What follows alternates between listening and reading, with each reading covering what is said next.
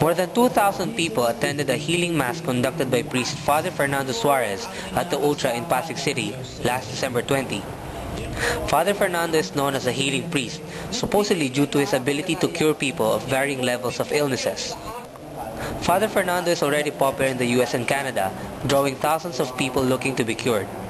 He said he believes that his ability to cure is not his own, but is transferred to him from God. Father Fernando was born in Batangas in 1967 and was a chemical engineer until he felt a calling to become a Catholic priest.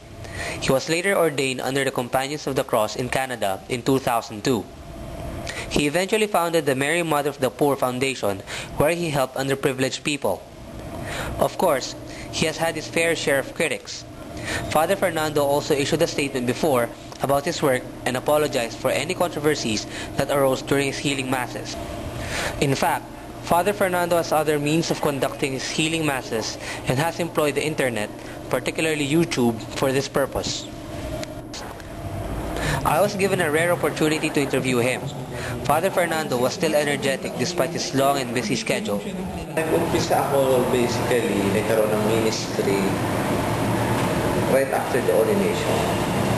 Even though the gift was there and the manifestation took place when I was 16. When I was 16, up to the age of 35 or 36, I was not able to use it publicly due to the fact that I don't feel confident, or I'm not basically convinced that it's about to do it. So what happened was, before I was ordained, my superior told me and my spiritual director that this gift is not for me, it is for the people. So that compelling word basically led me to where I'm at right now. And when I was assigned as an associate parish priest and I started celebrating the Mass, people started coming to me and asking for healing, and during the Mass itself, people started getting healed. So I can no longer deny the fact that the gift is still there. So basically, 6 months right after I was ordained a priest, and 6 months as an associate pastor in Toronto, the community where I belong already suggested or told me that Fernando, by next year or within 6 months, you will start your own healing ministry. So Father, you travel a lot? Yeah. Not just in the Philippines, but no, I'm all over the world, yes. But also abroad. And you are already somewhat a big celebrity among Filipinos here. And do you see any kind of problem with that kind of Status? Reputation? Hindi naman. Actually, I think nasa akin na yung responsibility and how to handle it well and appropriately. Probably, I think God allowed this to happen, that I became become more mature, that I'm able to use it at this point in time where I'm no longer insecure, or I don't need this kind of adulation. So Father, you do a lot of these things. And as I noticed earlier, you were standing up the entire time. You were the one walking towards those who want to become Christians. Do you feel tired? How do you get your strength? Basically, this is all from God. Probably my natural tendency, I exercise a lot. I try to make sure that my life is balanced. Through extraneous exercise, and I pray, and probably I'm not taking it in as me praying with people, just a conduit. So the way I look at it, parang ako naglalaro. So it's God who's doing all these things.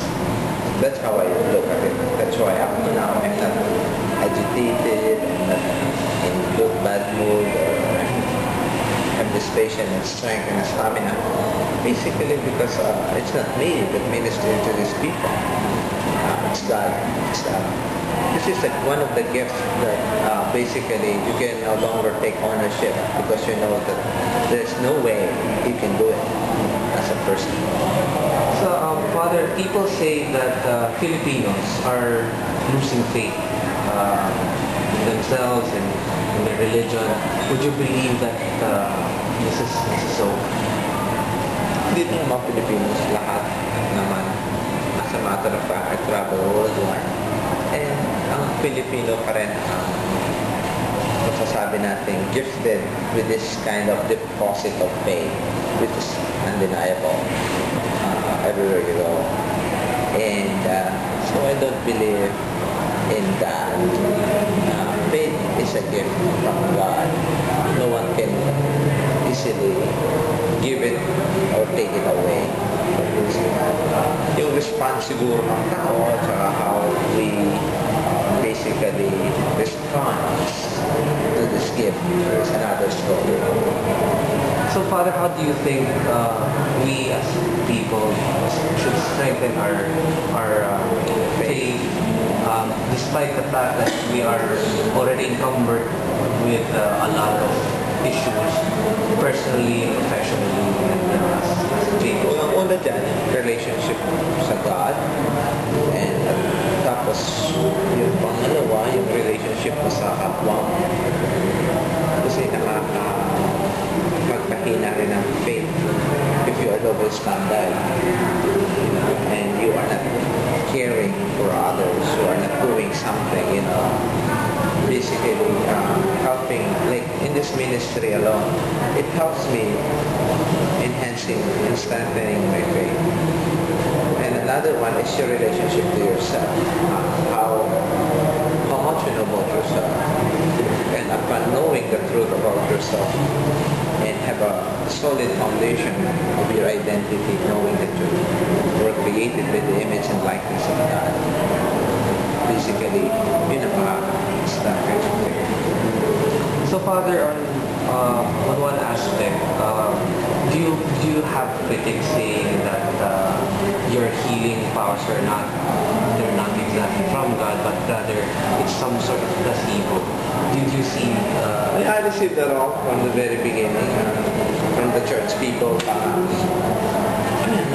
have nothing to prove. Una, I'm not the one who put up this ministry. Hindi ko naman sinabi, I am a healer.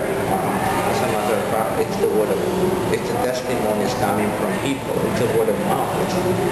Healing is something that should not be coming from the healer. Healing should be coming from the person who got healed. So, and I never promoted myself as a healer. I never claimed as a healer. I have this gift of healing. And my response to them, quiet na lang ako. I'm not the person who will retaliate and going to prove myself that they're wrong and I'm right. It's not part of me, or it's not my whole business to prove myself to anybody or whatever. Well, I suppose, Father, this is going to be the last question. If there is one thing that you wish to have personally, what would it be?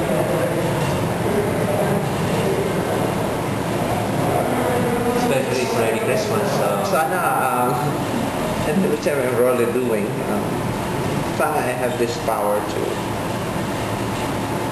help more, especially yung mga kababayan natin. Sana I have this access to or have this capacity to change more lives and to help more poor people, especially those who are street kids, those yung nakakaramdam ng injustice, those who were deprived of dignity because of their lack of access to health and to basically proper welfare and well-beings, basically their right as a person. Sana yun ang mga advocates kasi malaman ng tao ang their own right as a person to their land and to their country. Kasi yung kababayan natin, hindi nila alam ang kanilang karapatan. They have this full access to health, full access to justice, full access to good life and protection. Really.